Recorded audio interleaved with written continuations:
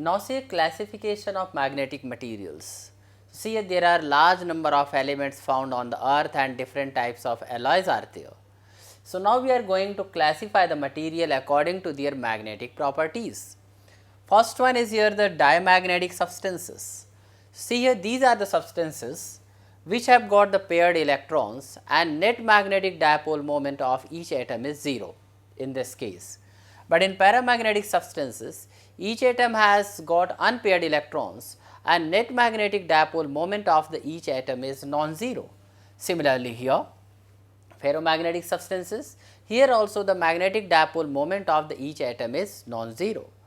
So, when these magnetic materials like diamagnetic, paramagnetic and ferromagnetic are placed in the external magnetic field, they gets magnetized. Like the diamagnetic substance is magnetized in opposite to the applied external field, whereas paramagnetic magnetized in the direction of the applied magnetic field, but here this is a weakly magnetized, whereas the ferromagnetic substance is magnetized strongly in the direction of the external magnetic field.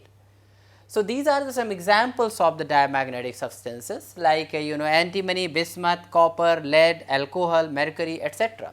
Water also comes under this. For the paramagnetic substances, aluminum, chromium and oxygen, copper chloride, etc. Similarly, for the ferromagnetic substances, examples are here iron, cobalt, nickel, etc.